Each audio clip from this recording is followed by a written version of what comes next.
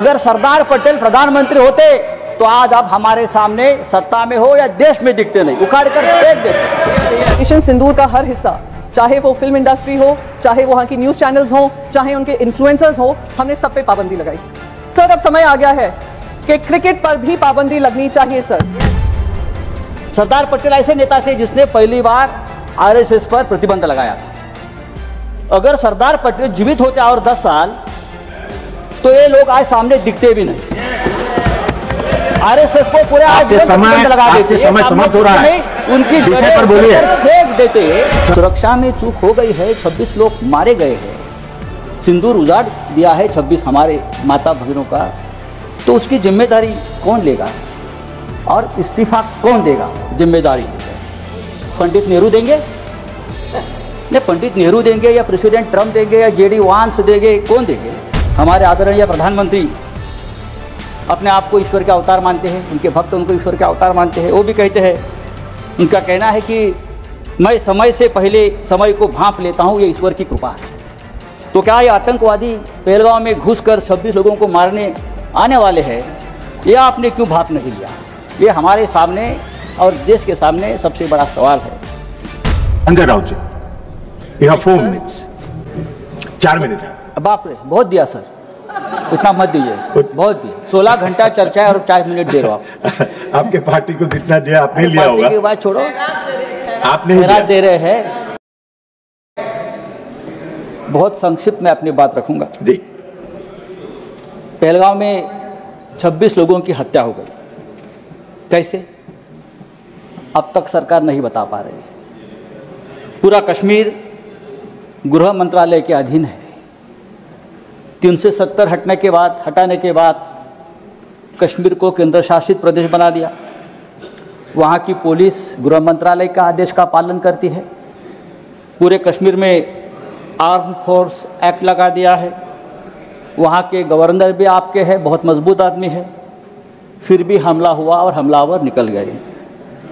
Governor ने भी अपनी चूक मान्य की है कि ये चूक हो गई है, सुरक्षा में चूक हो गई है। अगर सुरक्षा में चूक हो गई है, 26 लोग मारे गए हैं, सिंदूर उजाड़ दिया है 26 हमारे माता भगिनों का, तो उसकी जिम्मेदारी कौन लेगा और इस्तीफा कौन देगा? जिम्मेदारी लेकर पंडित नेहरू देंगे?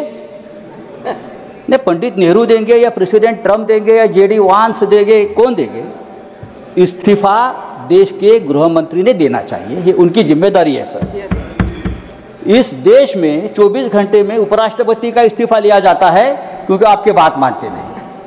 लेकिन 26 लोगों की हत्या होने के बावजूद किसी का इस्तीफा नहीं, किसी से माफी नहीं। ये इस देश की स्थिति है।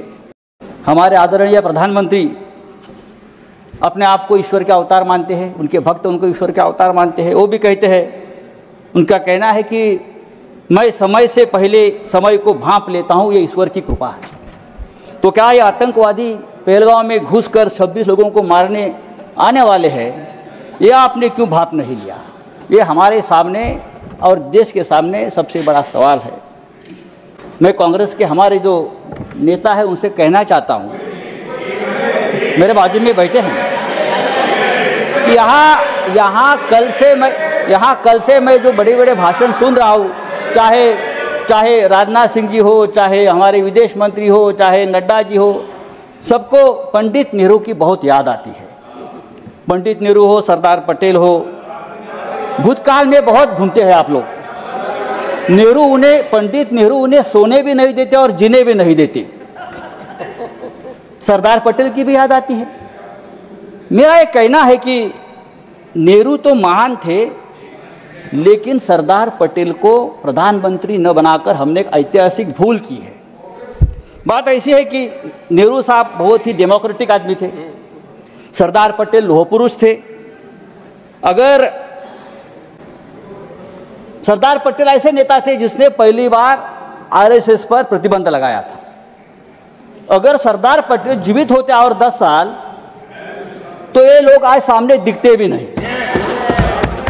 आरएसएस को पूरे आज प्रतिबंध लगा देते, समय समाप्त हो रहा है, उनकी विषय पर बोलिए। फेंक देते, समय समाप्त हो रहा है, विषय पर बोलिए। तो आपको पंडित नेहरू का आभार मानना चाहिए कि पंडित नेहरू की वजह से आप यहां बैठे हैं, राज कर रहे हो। अगर सरदार पटेल प्रधानमंत्री होते तो आज आप हमारे सामने सत्ता में हो या देश में दिखते नहीं, उखाड़ कर फेंक देते। सर सर सर नहीं, सर सरकार ने आपका समय समाप्त हो गया। मैंने बोला था आपको, लेकिन आप उलझे हुए थे। मैंने आपको बोला था, सरकार बोल रही है समय समाप्त हो गया। पाकिस्तान हमारे सामने, अब मैं नेक्स्ट स्पीकर बुलाऊंगा। पाकिस्तान हमारे सामने गिड़गिड़ा रहा था, हाथ जोड़कर हमसे रिक्वेस्ट कर रहा था कि सीजफायर कर लीजिए, युद्ध विराम कर लीजिए। अगर युद्ध विराम किया है तो युद्ध विराम के बदले में हमको क्या मिला? आप मुझे बताइए। बात तो पीओके पर होनी थी, क्या पीओके मिला? समाप्त कीजिए, धन्यवाद। कम से कम जो कुलभूषण जाधव 15 साल से उस जेल में तड़प रहा है भारत का, उसको तो छुड़ाना चाहिए था। एक बात करनी चाहिए थी, हमारा कुलभूषण जाधव स्पीकर बुला रहा हूं, संजय राउत जेल में आप सीनियर मेंबर हैं, 15 साल से तड़प रहा है, उसकी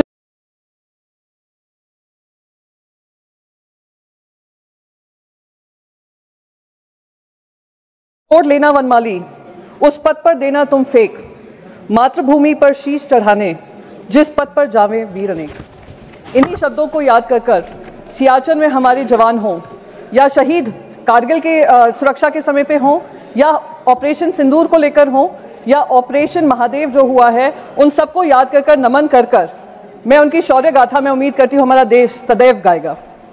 साथ ही साथ मैं उन सारे परिवारजनों को श्रद्धांजलि व्यक्त करना चाहूंगी जिनकी जाने वो पहलगाम में गई, आतंकी हमले में गई, पाकिस्तान स्पॉन्सर्ड आतंकी हमले में गई, और वो अभी भी उम्मीद कर रहे हैं कि हर तरीके से ऑपरेशन सिंदूर, जो कल खुद प्रधानमंत्री जी ने कहा कि ऑपरेशन सिंदूर अभी भी जारी है, उस ऑपरेशन सिंदूर के तहत उनको हर पैमाने पे न्याय मिलेगा।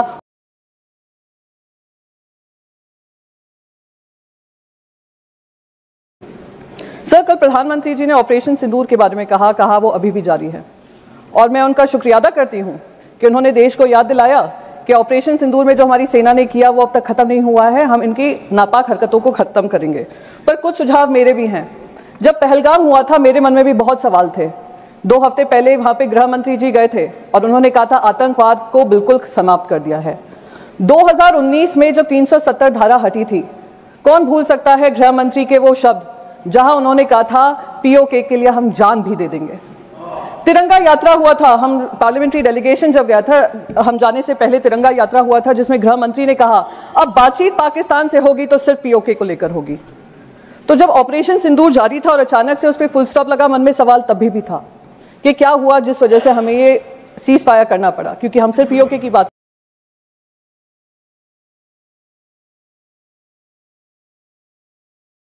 मैं कहना चाहूंगी। सर, ऑपरेशन सिंदूर का हर हिस्सा, चाहे वो फिल्म इंडस्ट्री हो, चाहे वहां की न्यूज चैनल्स हो, चाहे उनके इन्फ्लुएंसर्स हो, हमने सब पे पाबंदी लगाई। सर, अब समय आ गया है कि क्रिकेट पर भी पाबंदी लगनी चाहिए। सर सर हमारे ने कहा कि मैं गर्व होता है इस बात का कि मैं उस पार्लियामेंट्री डेलीगेशन में शामिल थी जिसकी जिम्मेदारी मुझे सरकार ने दी थी। हम 33 देशों में गए। हमें वित्त मंत्री मिनिस्टर ऑफ एक्सटर्नल अफेयर्स कह रहे थे करीब 100 देशों से बातचीत हुई। मैं तो कह रही हूं गृह मंत्री जी से, सर आपको बहुत जगह फोन करने की जरूरत नहीं पड़ेगी, एक इंटरकॉम पे ही फोन कर लेंगे। आईसीसी के चेयरमैन को अगर आप कह देंगे कि ये इंडिया पाकिस्तान मैच नहीं हो सकता तो नहीं होगा, ये हमारे ऑपरेशन सिंदूर की कामयाबी होगी। सर हम जो 26 महिलाएं जो विधवा हुई वो उनके मुंह, हम उनके मुंह पे जाकर कहेंगे कि हमें वो इंडिया पाकिस्तान मैच खेलना है, हम पैसा कमाना चाहते हैं, पैसे के ऊपर आपका परिवार नहीं है। तो मैं बस यही रिक्वेस्ट करूंगी, एक ऑपरेशन सिंदूर वो होना चाहिए।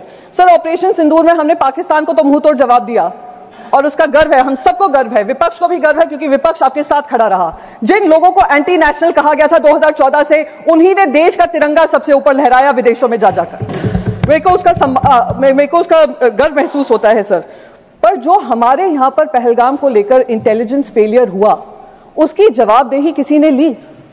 सर, क्या हमारे इंटेलिजेंस चीफ का इस्तीफा मांगा गया? जी सर, मैं खत्म ही कर दूंगी, मैं ज्यादा समय नहीं लूंगी सर, बस 20 सेकंड में खत्म कर दूं। सर, उस इंपॉर्टेंट मिशन का हिस्सा थी इंटेलिजेंस फेलियर जो हुआ, उसके तहत किसी ने भी इसकी जिम्मेदारी लेते हुए इस्तीफा लिया?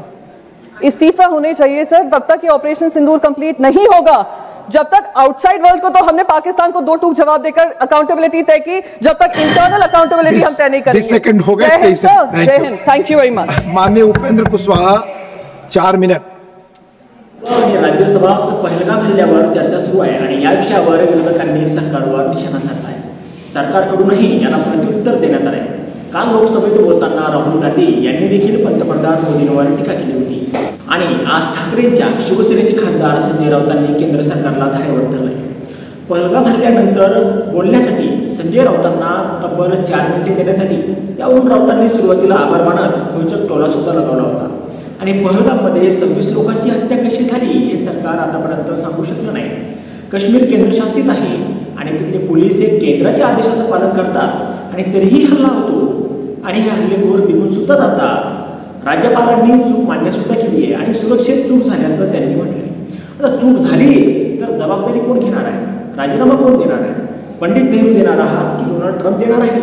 असा प्रश्न त्यांनी भर लोकसभेत विचारला आणि केंद्रीय गृहमंत्री अमित शहांनी राजीनामा द्यायला हवा असं संजय राऊत म्हणाले। त्यावेळी तुमचे आदेश पाळत नाहीत म्हणून या देशात उपराष्ट्रपतीकडून तडकाफडकी राजीनामा घेतला जातो आणि 26 लोकांची हत्या होऊनही कोणाचा राजीनामा नाही आणि कोणाची माफी सुद्धा नाही असं राऊत यांनी घणाघात केला आहे। तर आमचे पंतप्रधान स्वतःला ईश्वराचा अवतार मानतात, मला वेळेच्या आधी गोष्टी कळतात असं ते म्हणतात। मग दहशतवादी पहलगाम हल्ला झाला आणि ते करणारे हे तुम्ही कसं ओळखलं नाही असा प्रश्न संजय राऊत यांनी उपस्थित केला आहे। मी कालपासून मोठी मोठी भाषणं ऐकतोय।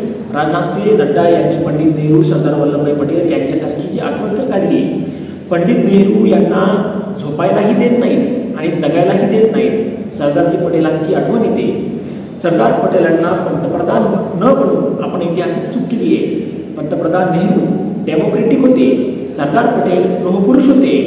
आता सरदार पटेलांना पंतप्रधान न बनवून आपण ऐतिहासिक चूक केली आहे, कारण सरदार पटेलांनी आपल्या RSSवर बंदी मागणी केली आहे। कारण सरदार पटेलांनी RSSवर बंदीची मागणी केली आहे आणि सरदार पटेल पंतप्रधान असते तरी समोरचे लोक दिसले सुद्धा नसते। तुम्ही पंतप्रधान म्हणून नेहरूंचे आभार मानले पाहिजे असं राऊत म्हणाले। पाकिस्तान आमच्या समोर लढत होता की युद्धविराम करा, मग 15 वर्षापासून कुलभूषण जाधव पाकिस्तानच्या तुरुंगात आहेत, त्यांना तरी सोडवा असं राऊत म्हणाले।